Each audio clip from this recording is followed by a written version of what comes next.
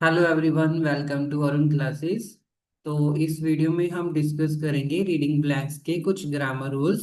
I hope ये आपके exam में काफ़ी काम आएंगे। तो चलिए शुरू करते हैं। सबसे पहले आप ध्यान रखेंगे कि जब भी आपके ब्लैंक्स के पहले ए या एन आता है तो उसके बाद क्या आएगा या उससे पहले क्या आएगा, आप दोनों साइड को ध्यान में रखना। ए और एन आर्टिकल्स होते हैं। एन किसके लिए यूज होता है? वोवल्स के लिए। जब भी आपके पास ए, ई, आई, ओ और यू, जब भी आपके पास ए, ई, आई और यू का ये जो कॉम्बिनेशन आएगा तो आपने तब ध्यान रखना है कि साउंड कहीं वोवल का तो नहीं है। वोवल के साउंड को आप समझते हो, ए, ई, ऐसे जब साउंड आती है तो तब हम वोवल यूज करते हैं। जब कोई सिंगल चीज की बात हो रही है बिना वोवल के तो आप ए लगाओगे। अगर आपको पता है कि बाद में यहाँ पे वोवल लेटर मेंशन है तो आप एन लगाओगे। ठीक है। सेकंड रूल भी ऐसी है, ए एंड द। इसके बाद क्या आता है? नाउन। अभी नाउन क्या होता है? नाउन मतलब किसी भी चीज का नाम। ठीक है। जैसे कोई पेन है, कोई आर्टिकल है और यूनिवर्सिटी है, ये प्लेस है। किसी भी प्लेस का नाम, किसी भी पर्सन का नाम या किसी भी ऑब्जेक्ट का नाम। तब आप ए एन और द का ध्यान रखोगे कि आगे उसके क्या आएगा। अगर आपने अच्छे से आर्टिकल नहीं किए तो आप प्लेलिस्ट में जाके चेक कर सकते हैं, वहां पे आपको नाउन के बारे में भी सारा पता चल जाएगा।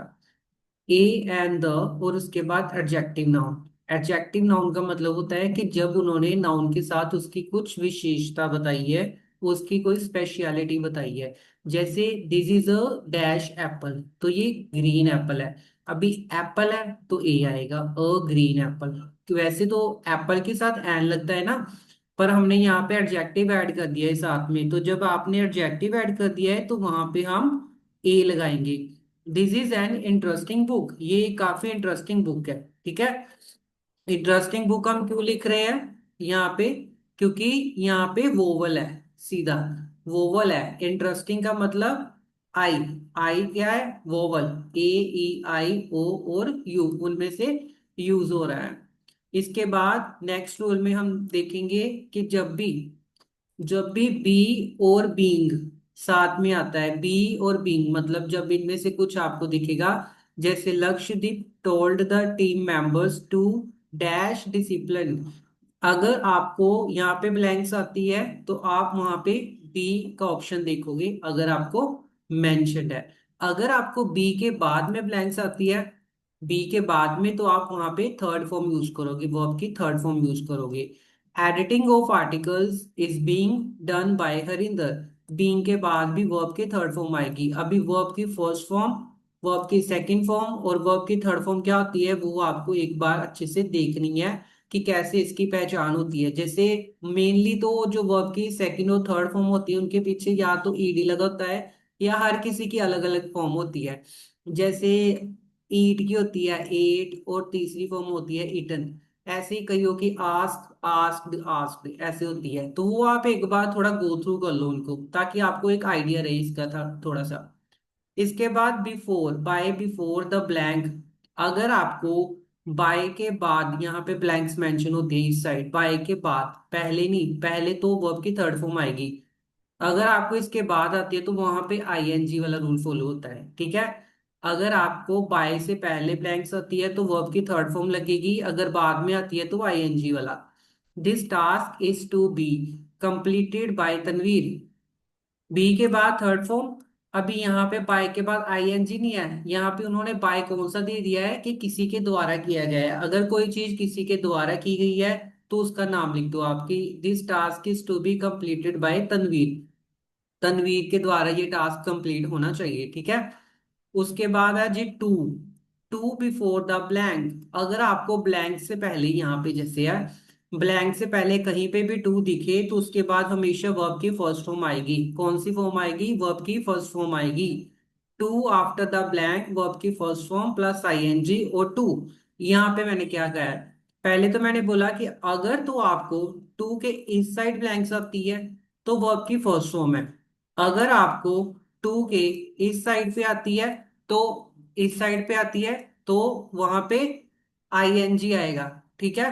तो वहां पे आईएनजी आएगा, ये आपने इस बात को ध्यान में रखना है।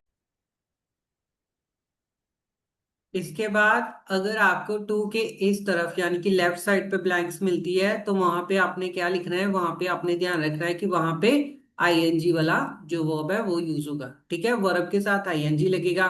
एग्जाम्पल देखते हैं, I want to visit Australia. To के बाद विजिट, विजिट कौन सी फॉर्म है, वर्ब की फर्स्ट फॉर्म है। In this summer vacation he is going to play for India. He is going to, ING आ गया पहले, टू आएगा इसके बाद, तो आईएनजी टू के पहले फुल होगा। ठीक है, कुछ रूल्स है, अगर आपने ग्रामर की जो ब्लैंक्सेस है उसको थोड़ा ठीक ठाक तरीके से ठीक करना है, अगर आपको बिल्कुल भी रीडिंग की समझ ही नहीं आ रही, तो उस कंडीशन में आप इनको अप्लाई करके थोड़ा बहुत अपना काम चला सकते हो। मैं ये नहीं कहूंगा कि ये हर जगह ही फॉलो होगी, कहीं कहीं पे तो कॉमन सेंस भी काम आएगी, पर फिर भी काफी केसेस में ये यूज हो जाती है। नेक्स्ट देखते हैं जी। नेक्स्ट में है, अगर आपको कहीं पे एक्टिव वॉइस दिया हुआ है जैसे इज, एम, आर, वाज, वर, तो उसके बाद तो आपको पता ही है कि वर्ब की फर्स्ट फॉर्म के साथ आईएनजी आता है। ये टेंस वाला रूल है जब भी कॉन्टिन्यूस की बात होती है। जैसे Sarabjit is watching a movie, यहाँ पे ऑप्शन दिए होंगे वॉच्ड, वॉचिंग, वॉचिज, ऐसे आपने आईएनजी वाला प्रेफर करना है। आई am doing this job, I am do, I am does, ऐसा लिखा होगा तो आपने डूइंग पे यहाँ पे मतलब पहचान लेना है। They are exploring the city, explore, exploring, explored, ऐसे ऑप्शन आएंगे। She was travelling to Delhi, वो दिल्ली ट्रेवल कर रही है। तो आईएनजी कहाँ कहाँ पे लगेगा, इज, एम, आर, वाज और वर के साथ। ये आपने रिवाइज कर लेना है। ठीक है, ये काफी इजी है, ये याद रखना ज्यादा टफ नहीं है। नेक्स्ट है जी पैसिव। पैसिव का मतलब होता है वॉइस। ठीक है, वॉइस जो हम करती है, इसमें आपने वर्ब की थर्ड फॉर्म को ही ध्यान में रखना है। ठीक है, बाय के पहले कौन सा रूल था, वर्ब की थर्ड फॉर्म वाला, ये हमने पहले भी देख लिया है। इससे पहले इज, एम, आर, वाज और वर, आपको कुछ भी दिया हो उसके बाद थर्ड फॉर्म ही आएगी। पर कब आएगी, अगर आपको बाय मेंशन होगा, यानी कि voice, a movie is dash by her, by आ गया, थर्ड फॉर्म आएगी watched. I am dash by his work, by आ गया, थर्ड फॉर्म आएगी। They are dash to indulge, यहाँ पे अगर मैं इज, एम, आर को देखूंगा ना तो आईएनजी लगेगा, पर ऐसे नहीं करना। बाद में अभी किसके साथ क्या आ रहा है वो भी थोड़ा ध्यान में रखना है। ठीक है, they are forced to indulge in this malicious activity, उनको इस एक्टिविटी में फोर्स किया गया, कर रहे हैं नहीं, किया गया है, तो फोर्स आ जाएगा यहाँ पे। She was irritated by noise, वो जो नॉइस की तरफ से क्या हुई है, इरिटेट हुई है। ठीक है, by third form. They were embarrassed by the speaker, by से पहले थर्ड फॉर्म आ गई। ठीक है, ये बार बार रिपीट होगी सारी चीजें। नाइन्थ में एक्टिव वॉइस में is, am, are, was, were, verb की फर्स्ट फॉर्म के साथ आईएनजी कब लगेगा, he is working tonight, I am doing this job, they are going to see their friend. ये वही वाली जो हमने पहले बात की है, is, am, are, was, were के साथ वर्ब की फर्स्ट फॉर्म आएगी अगर आप बिल्कुल सिंपल की बात करोगे। ठीक है, तो यहाँ तक आपको मैंने बताया बाय का, वर्ब के फर्स्ट फॉर्म का, टू के साथ आईएनजी का हम कैसे रोल देखेंगे।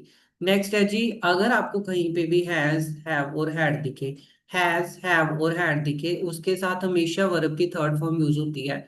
Arun has completed his work, girls have attended the seminar, they had worked hard on this project.